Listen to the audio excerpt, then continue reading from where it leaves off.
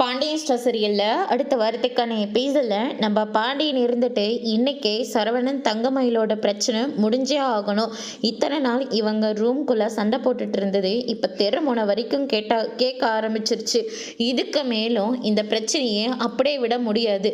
என்னடா உனக்கெல்லாம் பிரச்சனை அப்படின்னு சொல்லிட்டு கேட்கவும் அதுக்கு அடுத்ததாக சரவணன் ரொம்பவே கோபப்பட்டு போது நிறுத்துங்கப்பா, இவ ஏதோ நல்லவ மாதிரி இவளுக்காக சப்போர்ட் பண்ணி பேசிட்டு இருக்கீங்க, இவ குடும்பமே சரியான ஃப்ராடு குடும்பம் அப்படின்ற மாதிரி சொல்லிடுறாங்க. பார்த்தீங்களா மாமா என்ன எப்படியெல்லாம் பேசுகிறாருன்னு, என்ன பேசினாலையும் பரவாயில்ல என் குடும்பத்தை பற்றியும் தப்பாக பேசிகிட்டு இருக்காரு அப்படின்ற மாதிரி சொல்லிடுறாங்க.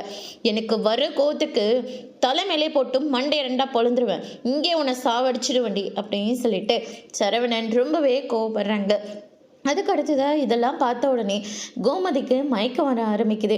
நீங்கள் நினைக்கிற மாதிரி இவ ஒன்றும் நல்லவளாக இல்லைம்மா, இவ என்னோட வயசில் 2 வருஷம் பெரியவம்மா, நம்மளை எல்லாரையும் எம்ஏ இங்கிலீஷ் படித்து தான் சொன்னா, ஆனால் இவ வெறும் +2 மட்டும்தாம்மா.